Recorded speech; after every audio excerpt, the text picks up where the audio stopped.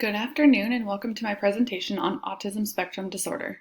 My name is Kaylee Minarski and this is done for the Sci 699 Master of Arts in Psychology capstone class for Ashford University. So first, I want to talk about what is autism spectrum disorder. As clinicians, we run across a lot of diagnoses, and one of the main diagnoses that is becoming very prominent is autism. So what is autism? Autism is a cognitive disorder in which the brain development is atypical when compared to that of a typical individual.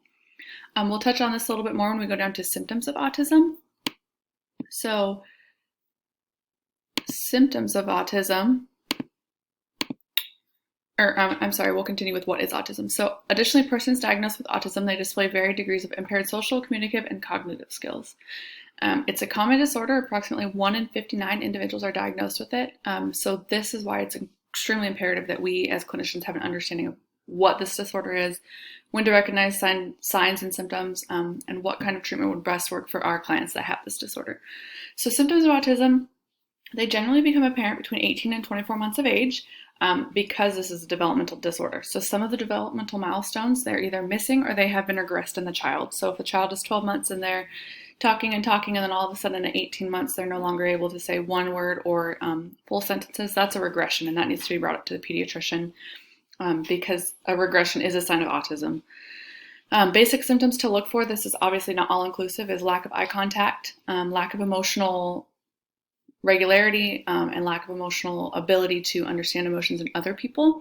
They don't understand what sadness is or why people get sad. It's kind of like just a very even keel. They don't vary the different emotions. Lack of irregular social skills, interest in repetitive or restricted behaviors. So maybe they really only like watching the wings on a helicopter fly around, or they get mesmerized by the fan. Obviously, this is something that newborns like. They like watching fans, but this is different. If you have a 2-year-old that is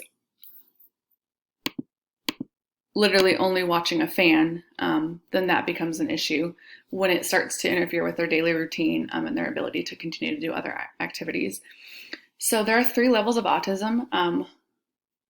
This isn't the technical term, but this is the term that we should use to help translate this to our parents that we deal with. So there's level 1, 2, and 3. Level 1 you think of as higher functioning. They need basic support. Maybe they need a little bit of social skills tuning up, or maybe they need to learn how to be a little more independent, or maybe they have some aggression that they need to work out, depending on the function of whatever is triggering that behavior. Level 2, this requires a little bit more support, moderate functioning, and level 3 is, I would say, more of a severe functioning level. They need a lot of support.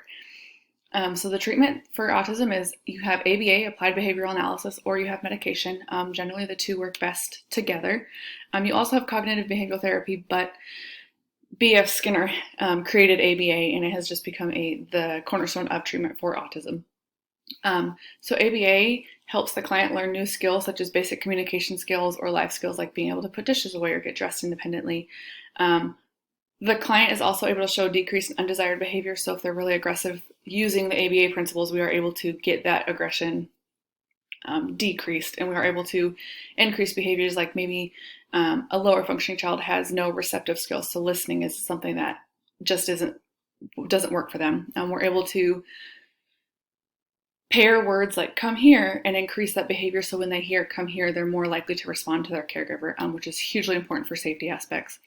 And medication works in ways for suppressing the comorbidity symptoms like aggression or anxiety, and any ADHD symptoms. There are a lot of comorbidities with autism. This is my presentation on autism spectrum disorder. My resources are at the bottom, and if you have any questions, please let me know. Thank you.